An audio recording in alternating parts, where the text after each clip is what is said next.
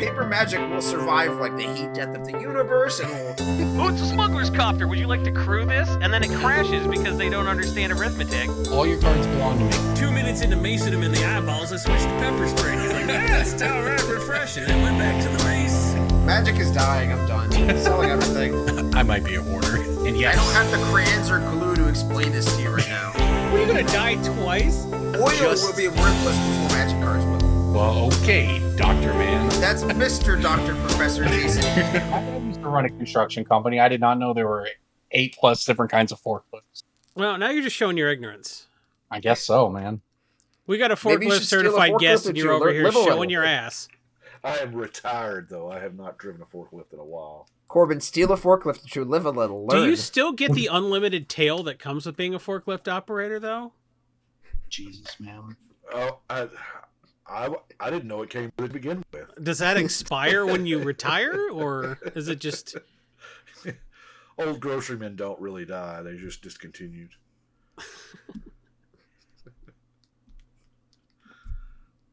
They don't expire? But yeah, I was in that business for 30 years exactly. Wow. I retired this April. This is a Oh, good damn. rolling start to the podcast. Yeah, well, Honestly, congrats. let's just get into it.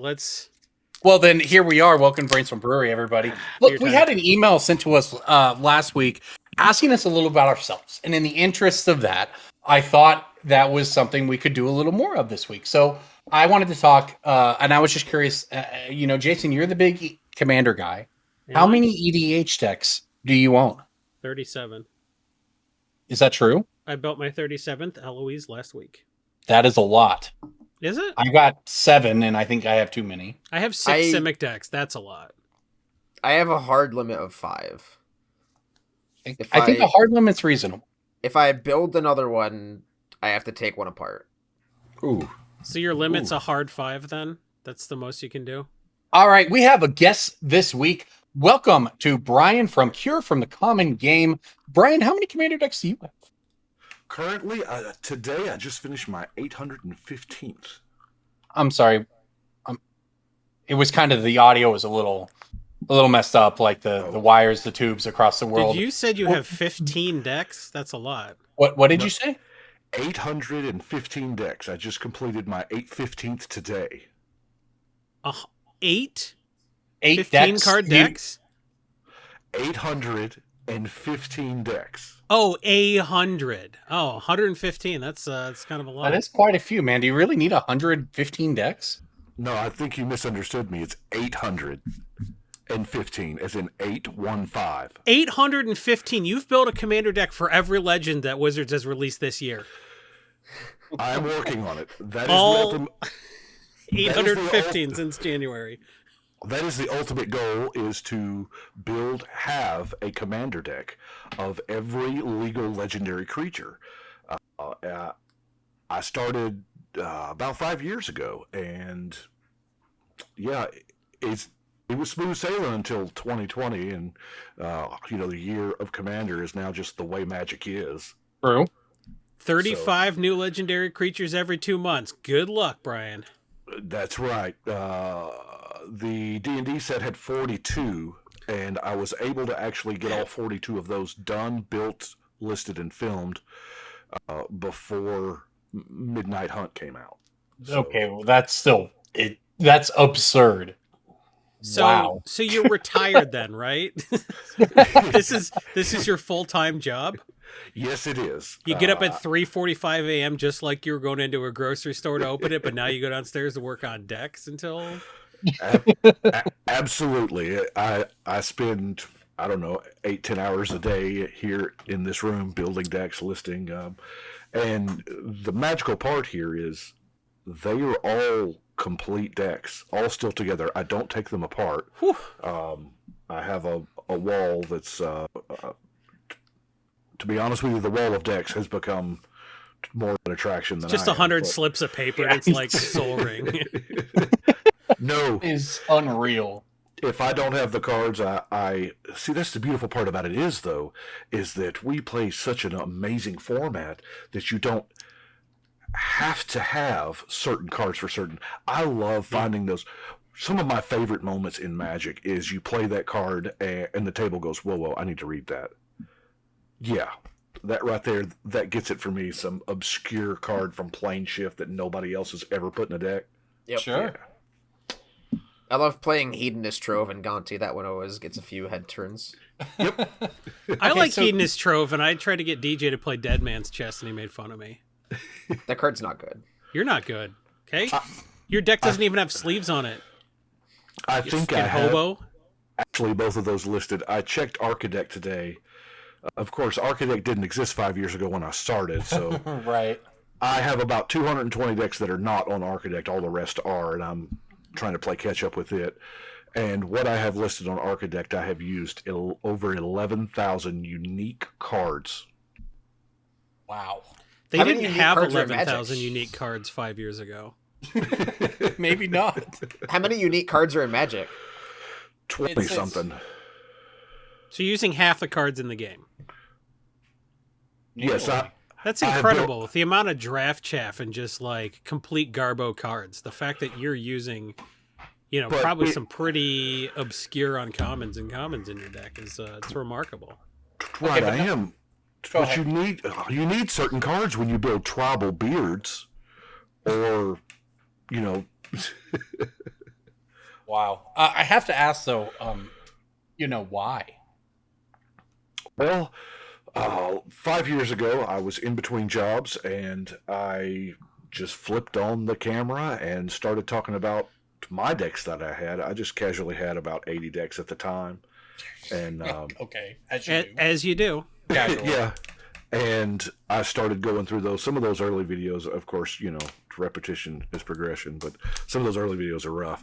But started going through them, and I was at my LGS that's sadly no longer there. And I was standing there. Something had just came out. I don't know what set it was, and I'm sitting there looking at the legendary creatures in the case, and a buddy of mine walks up and he says, "What are you doing, Cannon?" And I said, "Well, I'm trying to figure out which one of these I want to build." And he looked at me and he said, "Well, does it matter? You're going to build them all." And I So- said, "You know what?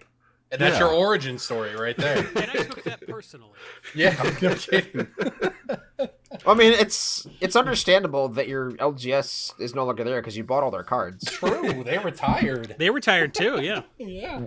Well, not that particular one, but I have bought the contents of 2 LGSs over my. See, I started playing Magic in '94. Mm-hmm. I've never stopped. I've never sold out or anything. People sell all their stuff and then 3 years later Yeah. they're back. Yeah. I've never done that. That was me. I have been an avid Magic player since 1994, and I remember opening up that packs of Dark and whatnot and thinking it was good. Anyway, and so just over a period of time of just buying cards, and yeah, we all chase the standard thing way back before Commander, and so I have this vast inventory of cards, and then in January I bought the remaining inventory of another LGS. So yeah. So you're just an executioner. So yeah. Just Wow. driving So- around the America's South, just executing LGSs and absorbing their stock. How many of those 800 decks have you played? Have I played? I'm going to say most of them. My play group plays in this room on every Friday, and Uh-huh. a lot of times I won't be the one to play the deck. Somebody reaches up and pulls one out? Oh, no. You roll an 8-sider and 2 10-siders, and you play the deck you roll. Oh, okay. I can see that. Look, this is cool. I have a friend at home who I feel like he makes new decks more regularly than I do. And when I see cards in his decks, he plays a lot of new cards. I'm like, yeah, this is so cool. This card's neat. But I would never take a card out of a deck I already had, because it feels like that card was sort of right, and replace it with this new thing. Like, I'm not going to take my Risic study out to put a Cosima in or whatever. But Right. my friend was like, I just build with what I have, so I get to play a lot of new stuff. And you took the same approach, and it sounds like you get a different experience that way. You get out of the. I guess if you get into the 75% mindset, right, Jason? Yeah, the 75% mindset of taking Ristic Study out and putting Kosam in, like I literally suggested in an article that you edited. What a very specific example. Anyways, well, I think that's cool. I think that's neat. It is certainly a project, right? So do you ever update the decks, or is it once it's done, it's in the wall? Have fun. Imagine updating, like you got a That's why I 35 asked commander you. backlog, and you're like, yeah, I think I'm just gonna like, did you tinker have with to a buy- deck that Did I you hope have to buy somebody. 800 arcane signets? Like, did you buy 800 brawl decks? Does Wizards think that format is popular because of you? I No. bought 800 brawl decks. Are you kidding? Those were all like $70 worth of cards for like $30 for like a couple weeks. I'm going to say something that's not real popular. Oh yeah, that's what this Love it. podcast We is love for. it. Every deck doesn't want an arcane signet or even a soul ring. Whoa. Tough pills to swallow. Good news, Yeah. it's a suppository. A lot of decks just don't want it. There are not 815 soul rings up here or arcane signets. Because, as I said, there are some decks that just don't want it. Like I have a one-drop deck. Every card in the deck, every card in the deck's a one-drop. Should we I tell have a them Soul friend- Rings a one drop? I have a friend that has a one-drop cube. Yeah. It's so much fun to play with. It That is is awesome. I don't. so I much wonder who the first person to do that was, because someone locally to me had a one drop cube too, and it was really, really fun. like Helix Pinnacle's great. Like Mental Misstep is just obviously quite good. But you like Scythe Tiger, and people are like, oh, I don't have a way to deal with Scythe Tiger. It's It doesn't it's seem pretty like cool. my thing. I'm not gonna lie to you all. One drop cube. That Oh my It's seems- God. so much fun. No. Really? You, It's like the cards that could be in that seem fairly limited to like small creatures and removal. but that's the thing. You Yeah. think that, and then it's not. Yeah, and then Okay. someone gets you with that Kithkin that turns into an 8/8. Yeah. All right, fair enough. Yeah. I wonder how that works with like adventures and stuff, right? Does Heart's Desire on Lovestruck Beast count? Is that a one I- drop? One drop I cube? don't know. I will have to ask Antonio how that works. I don't think so. He's Those pretty, cards would be absurd if that was the case. He's pretty but- strict about the one CMC thing. Like I don't You think had he plays me wear and at tear. Helix Pinnacle. I didn't need to hear anything else. Well, that's cool, Brian. Look, this is our thing on this podcast. It's what we've turned into, right? We just try to find the coolest, most unique guests to bring on, and this is certainly. I'm going to take a shot in the dark, and postulate that you probably hold the world record for completed commander decks, I actually like on demand. I contacted Guinness last year, and they no longer track collections of any kind. So Not shocking, but What sure you know? them. You know what Guinness Records does? You know what their business model is? Their Selling business things? model is a corporation has a corporate retreat, and they pay Guinness $35,000, and Guinness comes out and they're like, "We're going to help you build the world's largest frittata." And then they make a big frittata, and Guinness is like, "Hooray! You're in the book now." Like their whole deal is helping you pick out a record that you will be able to do, and then charging you money to have like your company or whatever you're trying to advertise do it. And then they're like, so like they don't care about collections because there's nothing they can do. You know? Right. They don't want to send a guy to your house to be like, wow, that's a lot of pogs, you weirdo. So most baby doll arms floating in formaldehyde goes to this guy who locked his basement door when I came down here. Like they don't want to do that anymore. So Yep. Guinness does not care about your collection. But you know what? We do, and we are 2-time winners of MTG Content Creator Awards. So we are creating an award for you, most completed EDH decks. there you go. Thank you. Welcome. I was really hoping that you would have like a rival story of like the dark commander deck builder who's slowly catching up, and then it's like an arms race style thing. I was really hoping that there'd be like an anti-hero in this. I agree. We need a story here. We need some competition. I don't think there's anybody else who's insane enough to do this. But Like it's just clearly the race to 1,000, right? I'm a lot closer than you think. I probably have what is that, 70 or 80 in various forms of completion. I think you're probably exactly as close as we think because we know how many decks you have built. 'Cause you I'll say told that us. somebody local to me once saw a modern Charbelcher deck I had built, and it was like $30 or something. So they bought 10 copies of my list and brought them to the LGS and just started giving them to the new player. So, Was that Legacy Charbelcher? No, it was modern Charbelcher. Okay, still. With like when I don't It's remember the what mono they green printed, version. but yeah, like I don't remember what they printed, but there was something they printed that you could do it at the time, whatever, several years ago now. But yeah, someone just spent a couple $100s to hand them out. So there are people out there who have no problem buying a lot of copies of something. So if anyone can race you to 1,000, I think I might just have to. If someone wants to challenge for it, we'll see if we can figure out a prize for the winner. How about? I have done my fair share of buying singles in bulk. 800 arcane signets, good for you. Well, I have taken several hundred copies of a card off the market several times. Haven't we all? I don't know. Isn't that an empathetic thing for a listener to like? That's something that the viewers and listeners can empathize with.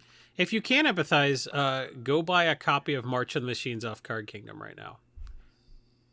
Oh, you can't. Lots of people have cards I collect, right? Oh, And yes. I have my 100 Splinter Frights, but there's people that there's Seance guy, right? Collect. Yeah, I I was collect gonna do Spinner this. Frights. Yeah. I'm I closing on. I know somebody who has a mountain collection. I'm closing on 10,000 jumps. Oh. You see, Jason, it happens. You just Jump. really like crisscross? No, there was an old story there. I taught a friend how to play. Now, this was back, 4th edition was the current set. And I taught him how to play. He got to the point where he could build his own deck, and he built this blue-green deck at a time where there was no support for enemy colors, Yeah. And he called it air traffic control, and he used Rajan Spirit and like jumps to control what could attack and block and stuff. And he the rules at the time, the game winning card came down to he jumped his force of nature, and I died. So Fourth about edition had 19 Flight, which was That an is- enchantment, which is this. It was also 1 blue mana. So it's Yes, like you but- can give a creature flying right now, or you can give a creature flying forever. This is that was like the most 1990s Magic story I've ever heard in my life. so Like, I started maybe collecting's the wrong word, hoarding jumps. I have jumps cornering the market. Yeah, well, I mean, let's face it. I thought there was a finite amount, and then M10 came out, and they reprinted it. But I have them in every language they have been printed in. So you have a world set of jump. Yes. Cool. Yeah, the Mark Poole art is good. I like it. Yes, I actually have an alpha autographed by Mark Poole, and he let me video him autographing it. So that was back in the before times when there were Magic Fest. Right. Yeah. Well, given that this is a finance podcast, we want to, we'll touch on this. How about this? We're not a finance podcast. Stop it. We're a Magic the Gathering lifestyle podcast. Yeah. Look, here's I the question: How do spend you like dozens of hours trying to like rebrand away from that, and yet every week you just vomit those words all over my pretty little macaroni art. We do MTG finance as a job. I don't want to do it as a podcast. This is my recreational time. Yes. I want to introduce the two of you to the concept of irony after this show. But until then, look, Brian, do you have any tips for Corbin, I someone- know what irony means. Isn't that ironic? Mm-hmm. No, seriously, I'm asking. I grew up thinking that Rain on Your Wedding Day was Yeah, I ironic, know. and then someone Yeah, told me dude. it wasn't, and now I don't know what to think. Right, Alanis, why Don't you think? Like, you just got to get over that, Hey, she's from Canada. Do you know her? I'm actually not from Canada. I'm from Tennessee. What? Why isn't your name Yes. Brian Tennessee? I have because my father's name was Canada. That's just our last name. Was he from Tennessee? Yes. born in the big city of Trimble with a population of about 32 back then. Oh. We now have a giant moonshine distillery there. So Down in the holler. that's I'm right. sure there was a moonshine distillery there before.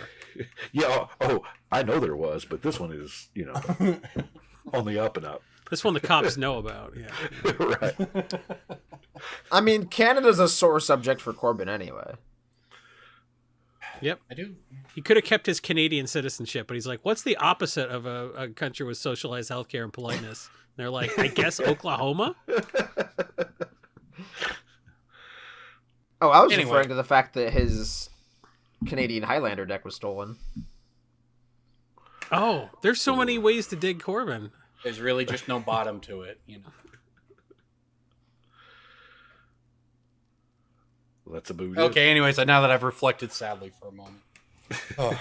Anyways, look, Brian, how do you afford 800 decks, and not in a personal way? Just how do you, deal with? Obviously, you talked about you just use a lot of what you have, but I mean, you're buying a lot of cards in bulk. I mean, what tips have you used over the years to try to just try to keep track of some of this stuff and figure out what you even need, to buy or to find? Well, as we're all Magic players, we're all going to buy the new thing when it comes out, if it appeals to us. But since I'm on the mission that I am, anything with new legendary creatures, I'm going to buy. Box or two a set, all the commander decks. Most people probably do that anyway. But the thing is I've been doing that for 27 years. Right. So I had 32 copies of Reconnaissance when it spiked. Just, and I still have not ever had to look hard for a Brainstorm, a counterspell, whatever. Now, there are some things, Wrath of Gods are getting kind of slim, but I mean, how are you on Darkside Extortionists? I have the one that came in the in the precon, because that year I think I only got one of each precon. Most The of the time, precon was nutty. yeah, most of the time, because of that year, I will now buy 3 or 4 copies of each precon, because there's 3 or 4 commanders, and why not have the bonus soul rings, command towers, signets, all that stuff. Yeah, I mean, it certainly sounds like you're going to need them one day. Yeah, exactly. I have been on this quest of building every commander deck for about 5 years on my channel, my YouTube channel, and I've gotten quite a good following, a great set of patrons, and that the channel actually pays for all of the sleeves and deck boxes, which is That was my next question. Yeah. that. It is a metric ton of sleeves and deck boxes. I found a deck box that I like, but during everything that's been happening for the past year and a half, they have stopped making that size, and I have found because they're just not out there anywhere on any website. The distributors don't have them, LGSs don't have them, but I have found a sewing website that has them. Okay. That they bought, and they sell it for sewing storage. So that right now is my secret supplier for deck boxes. Oh. I guess if you have to source that many, it's a real. I mean, it is a chore. It's a lot to do. It's an impressive project. How close are you then? If you're going for every commander, you're at 800 something. How many are left? There are somewhere in the neighborhood of 400-ish left. Now, Not counting everything new. right, you can't go on to... see, the thing about it is you can't go on to Scryfall or Gather or whatever and type in legendary creature, because you're going to get partners that you can knock out 2 legends with 1 deck. Okay. You're going to get the ones that are banned, which there's not a whole lot. There's a handful there, but those are ones I don't have to build. But What'd you do with your Golos deck? the Golos deck became 5.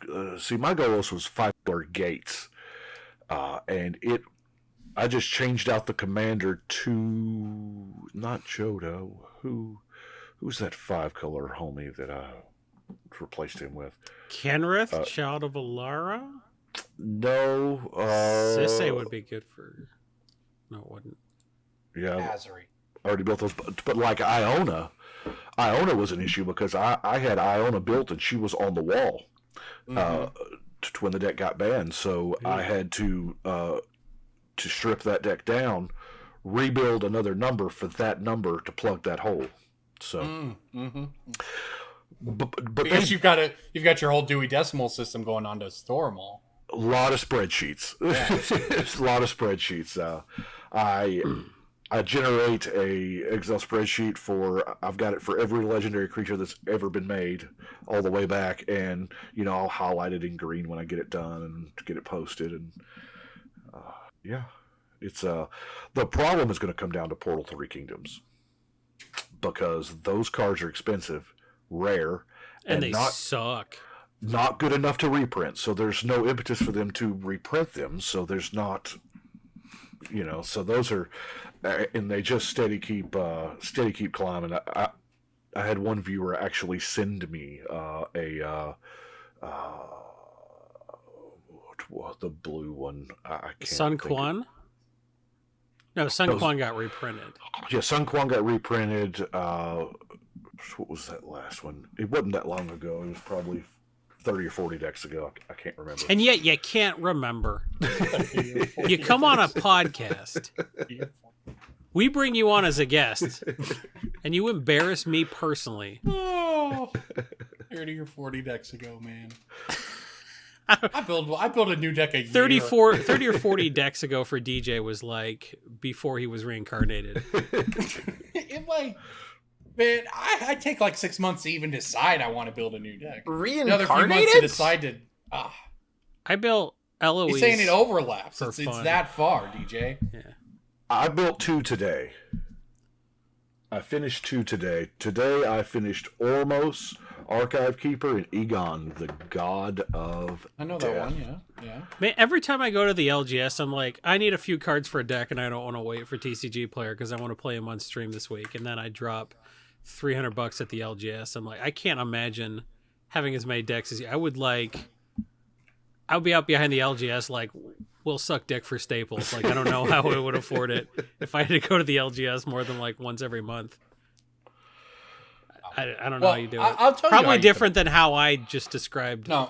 Look, here's an alternative way to afford it, Jason.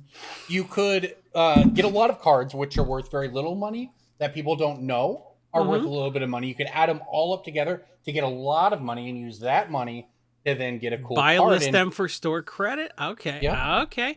Now, how would one identify those cards that are cheap?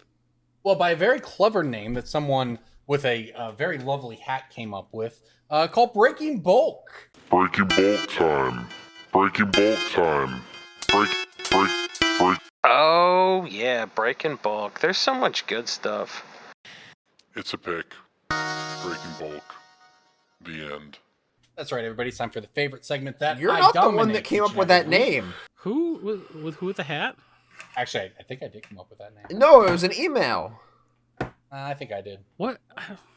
Agree to disagree. You can't just do the little meme comic where it's like, you made this, I made this. Like, you don't get to do that with nomenclature. DJ, how does that one go? Can you explain that one to me? I just did. You just got ice frogged.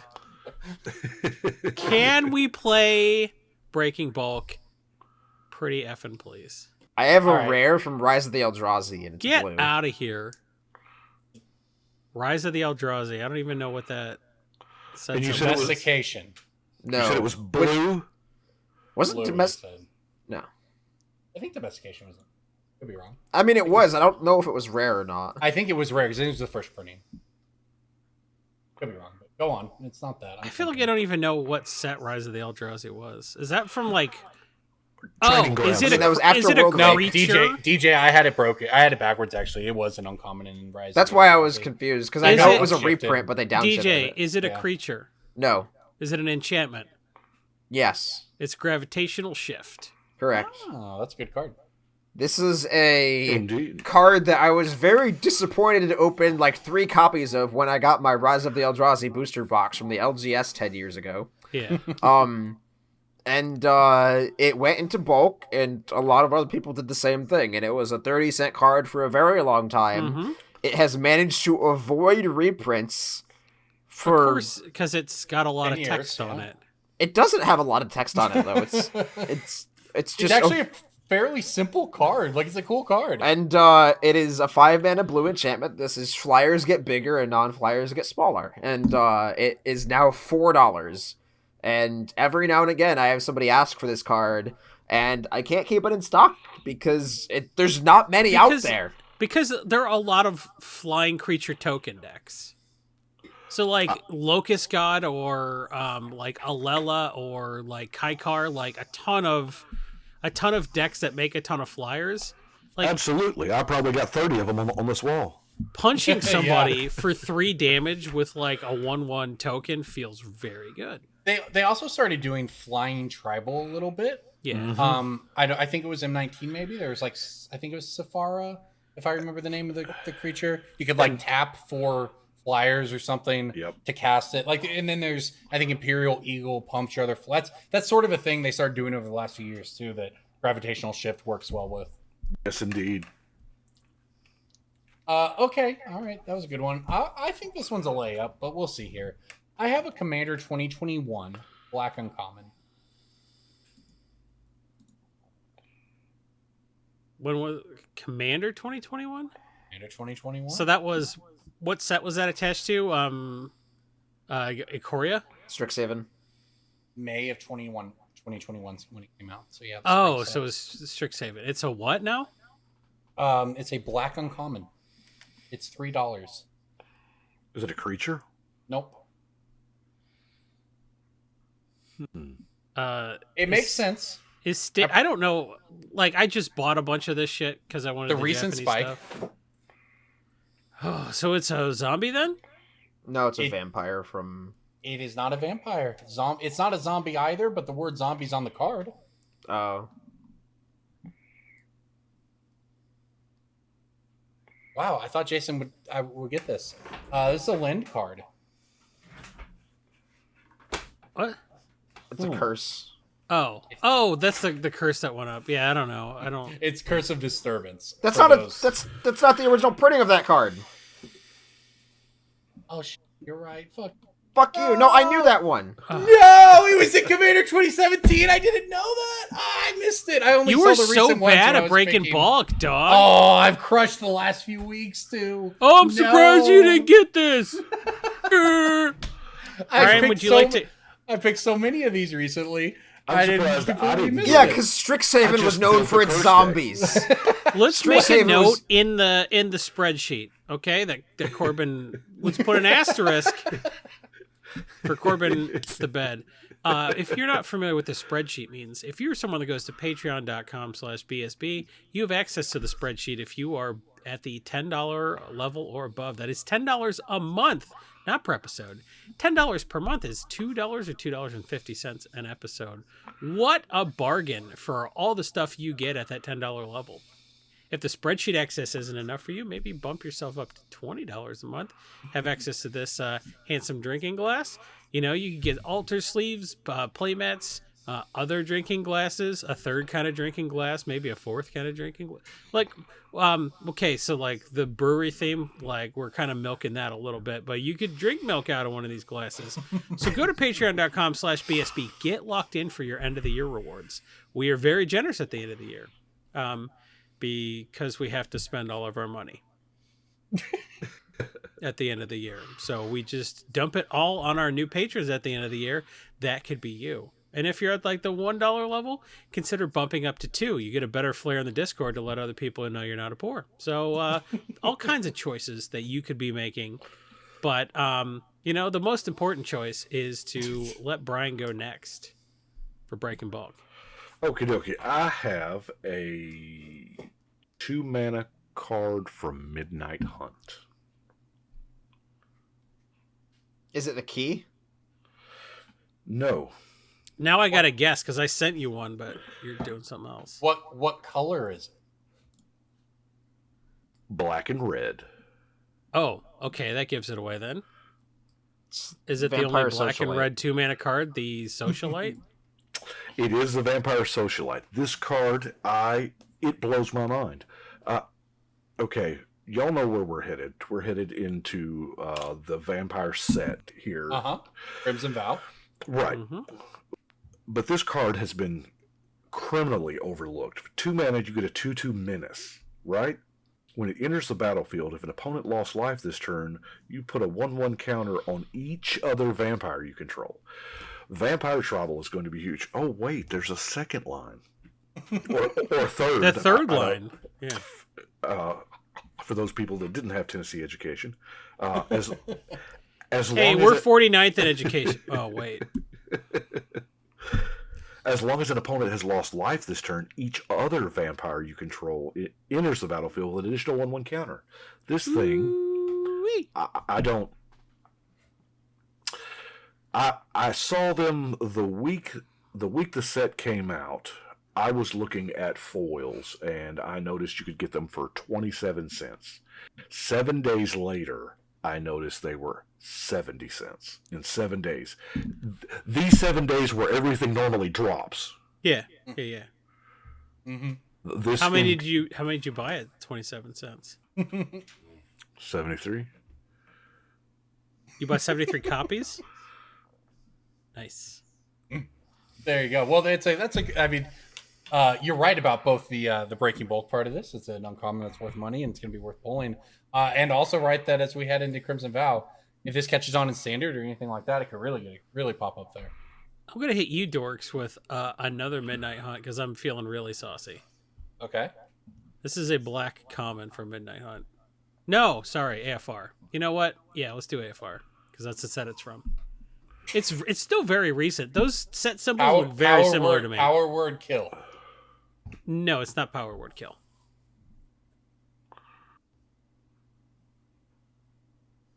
Is it an instant? It is. I did not have to tell you that. It's a black instant in common from AFR. Is there like a sacrifice draw card? Oh, it's Deadly Dispute. Deadly Dispute is worth actual money. It's very good. It's very, very good. Yes, this card should say sacrifice an artifact or creature and draw 2 cards, and that's it. Creating a treasure token on top of it, busted. There's no reason to play a worse version of this. So this card is standard playable, actually. And this card, and this card I get in bulk. I've pulled dozens of these out of bulk and then put them back in bulk and then had to go through and pull them out again because I looked up the price. So this is a card even I overlooked just on skimming through and be like, yeah, this probably doesn't matter. I have gotten basically 0 AFR AFR bulk. Okay. The past couple months, unfortunately. That's a great data point, DJ. Well, Thanks for contributing to the comment. It's more of me being sad that I haven't gotten to learn the picks better. Well, maybe I know you will close. What cards in that set are picks, but I can't name them yet, which is don't have that. We're slowly getting back to the real world, right? There's MTG Vegas coming up. We've had these Fab we going events to paving that? the way. I'm not. I want to. I will go in the time of COVID. I will go to events that I'm paid to be at, and that's about it. So that's where I'm at. If my kids were vaccinated, I would probably worry less about coming home and giving them a big smooch. Yeah, a couple months from now. After I shook hands with 100 people. Yup, exactly. Well, with that said, though, on the note of Magic events in Vegas, we have covered on this podcast the Channel Fireball Marketplace transition. You know, the Channel Fireball of old, where they had all the they still have all the pros, but they've transitioned out of the old business model into their new business model, where they are a marketplace. DJ was one of the sort of guinea pigs. Guinea pig. The bar was a little higher to get on that as opposed to TCG player. So you had to have a good reputation and business to get into it in the first place. Okay. So with that said, it launched, and well, it turns out that there were some problems that we didn't discuss last time. DJ, do you want to give some details? On the launch of the marketplace, I was conversing with a couple of the people at the CSR department or customer service people at Channel Fireball. I was trying to figure out, okay, what's the best way to... What's R stand for?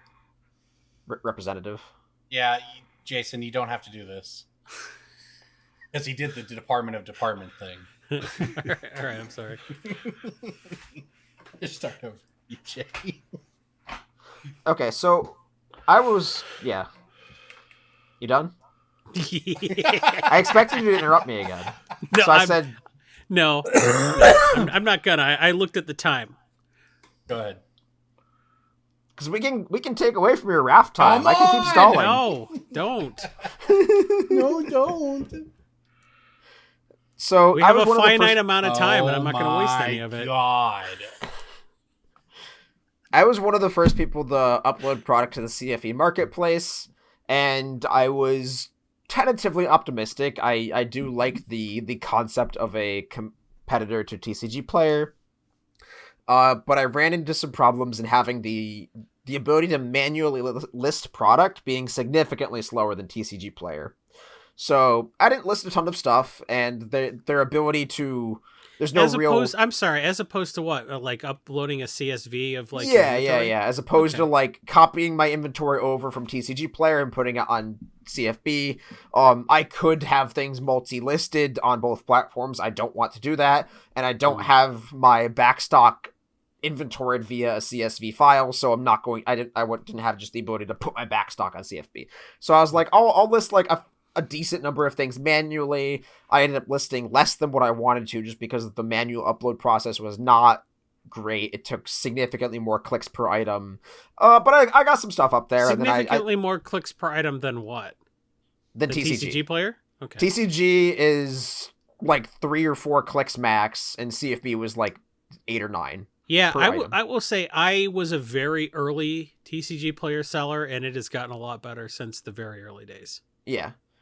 The big detriment to TCG is still the inability to hit enter and just like save your stuff and go to the next page, which seems like it should be a super basic thing, but that's a whole nother wormhole. Well, I don't know anything about, SQL or anything like that. It might actually not be that basic. Right. But so I listed some. The short version is I listed some stuff on CFB, and then I let it sit there. I was like, I'll list some stuff that I have a lot of, like some extra stuff that I know I won't oversell on both platforms. I'll list some really high end stuff that if it does sell, it's not going to sell frequently enough that it'll oversell on both platforms.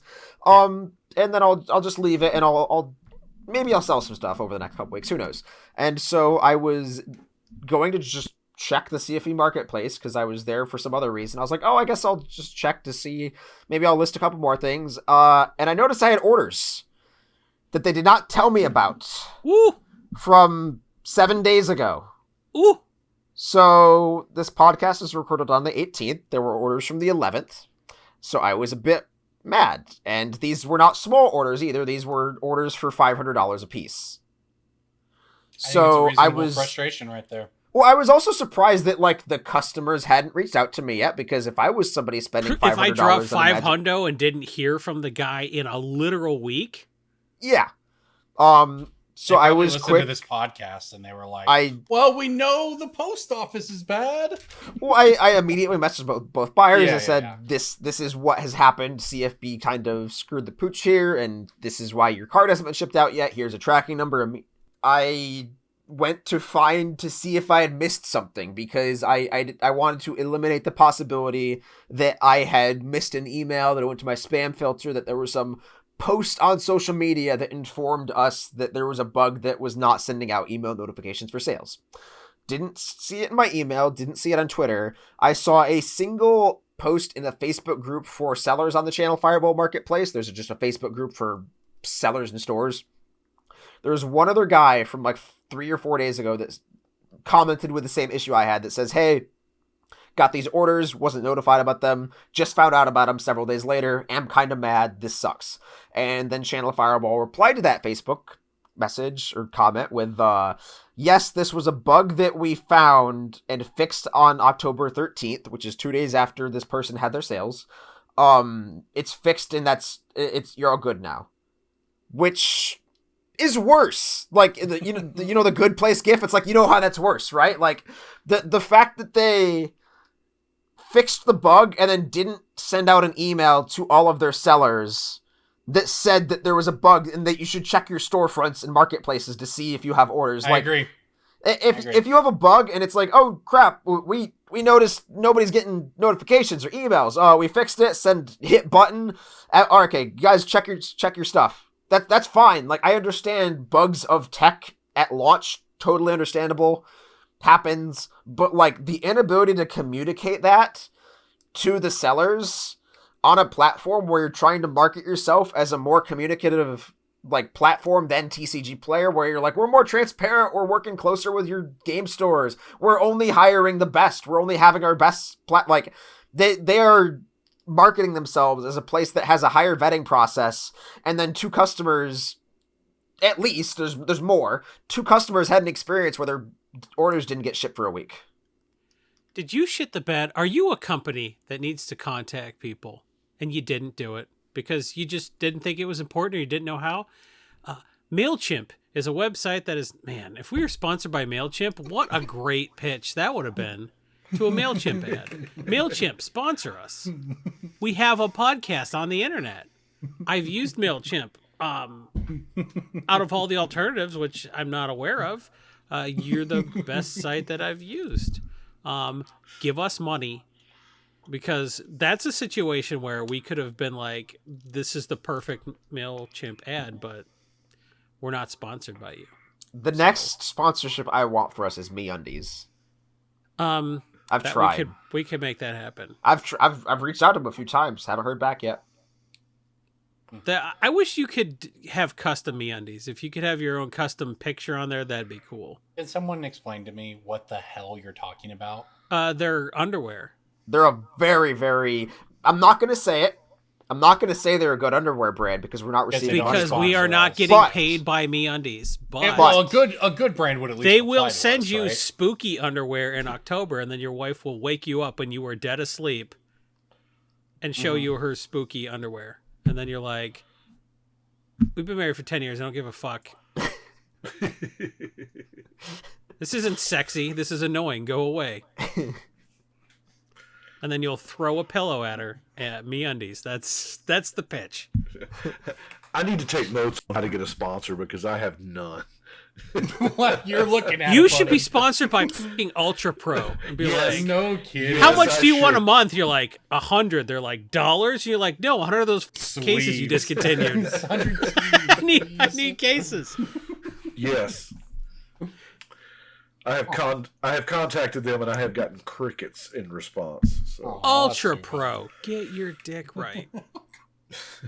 That wall behind Brian is the best possible advertisement. If you pretend you're a high school club, I'll bet you get it. I'm serious. It's a real suggestion. Or I'm not saying you should get a bunch of high school kids in your... I need these plastic cases to put my bathwater in. They'll be like, all right. How to get a sponsorship 101, Brainstorm Brewery. Yeah, we're the guys who know. We were sponsored by Squatty Potty for upwards of 2 months, okay? So we know a thing or two about temporarily being sponsored. We know a thing or two about number 2, I'll tell you that. We were sponsored by Channel Fireball. We've gone through some sponsors over the years, and that's what makes it fun. We should do a full list. You know who our favorite sponsor is? People like you. Go to patreon.com/BSB. We love you so much, I'm doing a second Patreon page because our favorite way to get the money that lets us pay our editor to sometimes get the podcast out on time is primarily through Patreon. It's not a donation because you get so much in return. You get the glasses and the tokens, and you get Corbin being happy for once because his life is pretty miserable, but our patrons are a bright spot in it. That was certainly a pitch. That was a pitch. I'll give you that. I'm going to give you a pitch as well. I'm going to give you a pitch for the card Righteous Valkyrie because it's time for Pick of the Week. Ooh, Pick of the Week. Pick of the week, pick of the week, pick of the week. Time for the pick of the week. Pitch of the week. Righteous Valkyrie is a 2/4 flyer for 3 mana and white. This card checks basically every box. Now, look, this card is already $5 and it's in standard. So I make this pick knowing that there's some risk. There is on Arena, certainly. The card has gone up since it's gotten printed.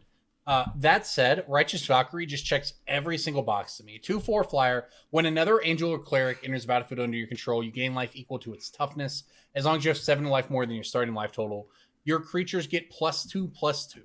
It's just card's insane. It's insane. It in is. Left game decks. It's insane in angel decks. It's insane on rate if you're playing. So it could hit in standard, if that were to matter or whatever. It's a Soul Sisters and Pioneer, maybe even Modern. Like, who knows, right? This card it's just powerful, and it's an angel, and it's popular. And we're gonna find out if it's a $5 card or if it can go up. Here's a set you should really look at in depth, and that's Kaldheim. Kaldheim was just sort of like, it was out for 2 weeks and then they buried it with 2 more releases. Kaldheim was a set they clearly wanted to be huge, and they just sort of overshadowed it. And with Eldraine and that kind of junk rotating out of standard, I think Kaldheim is probably the most powerful standard set right now. At least it has the most cards that sort of just warp the way the game's played. I don't know if it's the most powerful set. It's got your Essek's Chariots and your Doomskars and your paraphernalia like that. Kaldheim is just like it's like the one out of the 3 foster kids that become homeless.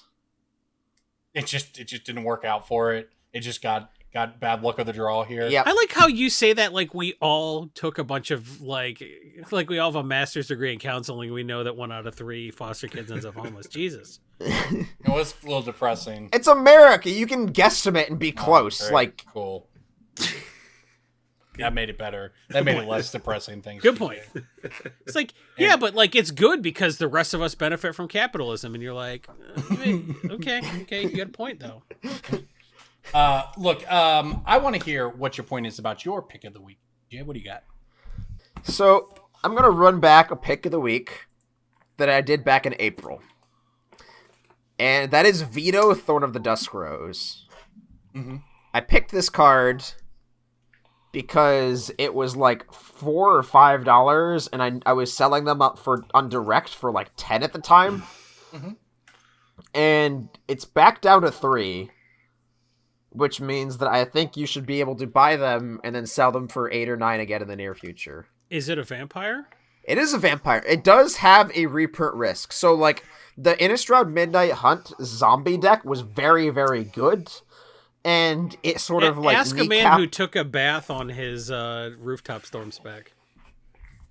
That one wasn't even like you can't blame the Innistrad Precon for that one because I just misplayed. Like I didn't sell it when the yeah.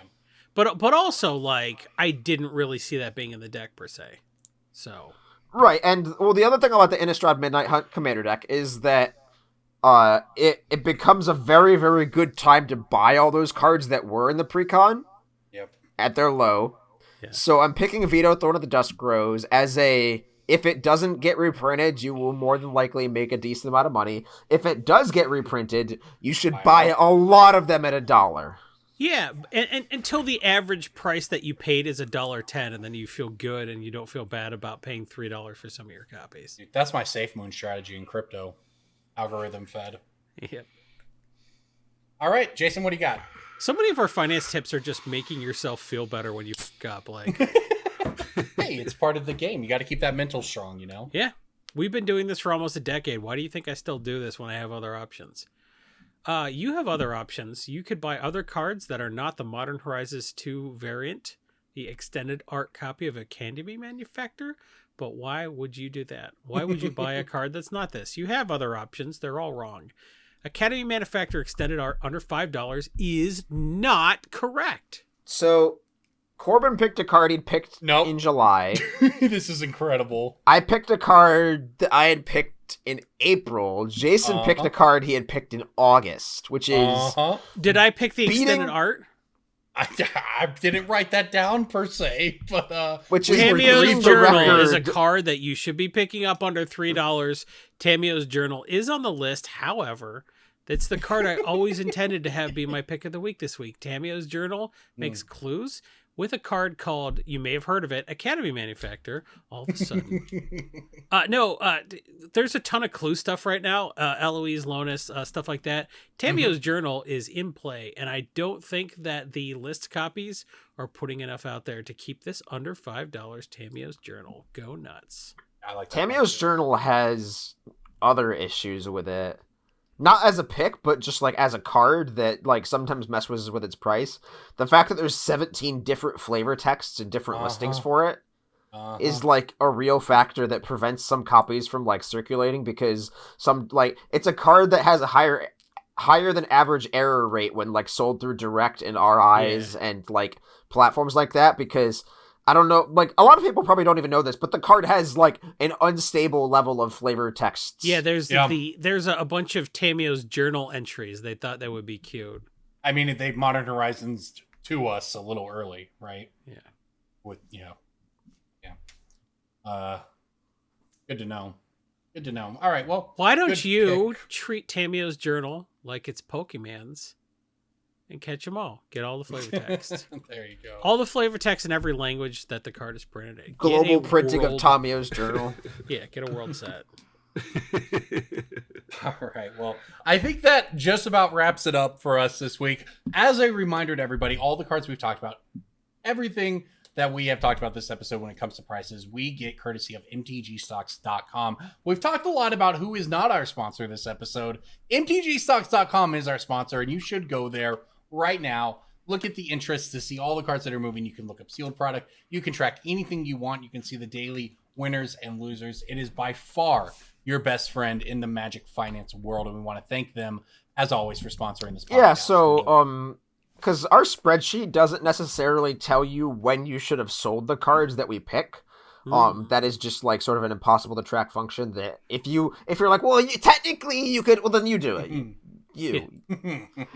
So like I picked Veto in April of this year. It was $4. It went to $8 in May, and then it has steadily crept back down to $4 or $3 in October. And I am looking at an MTG stocks graph that tells me that we're at the bottom of the roller coaster, and I want to climb back up to the top. With the Sopranos movie, people named Vito are in play now. People are very interested about building a Sopranos themed deck, because you saw a movie that's basically an episode and a half of the Sopranos, but with none of the people you like, and you're like, yeah, all right, cool. Well, I mean, there's going to be a secret layer Sopranos. So who's this main character of this movie that we know dies at the end because he's not in any of the episodes of The Sopranos that I've seen? Who is this guy? I mean, Corbin, like, that's not super far off the mark. Oh, I know, because we're going to have Streets of New Capenna. Yeah, we have the Mafia set coming up. No, yeah.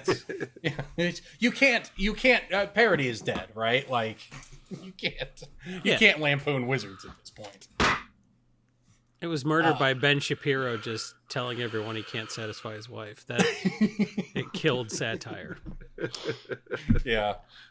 Is there a way to get out of this? Are we trapped here forever, or can we get out of this podcast? Look, here's how we get out of here. Brian, thank you for coming on. Thank you for having me. Thank you for being a great representative of the format and putting up 800 decks behind you. It's incredibly 810 impressive. With 60 or 70 half completed on his desk. What? Yeah, it's an awesome journey. Content creator. Where can people find you across the internet if they want to? EDH Rec. Go to EDH Rec and see Brian's articles there. We did it. Yes, I am on EDH Rec. Thank you, Jason. I do kind of a digest of several of my decks. I am on YouTube at Cure for the Common Game, Twitter at Cure_game, and I release videos about every single day because I have to in order to keep up with how Wizards is printing now. Well, pretty much, yeah. Well, again, thank you for coming on the show. This was a really fascinating look. I guess I'm feeling a little better about my 7. I guess I could add an 8. There you go. What I'm hearing here, yeah. There's always room for one more. That's what we do on this podcast. We make you feel better about your 7. All right, everybody. Thank you for listening to Brainstorm Brewery. As always, I'm Corbin, joined by Jason and DJ. Thanks to Brian for coming on this week. We'll see you next time.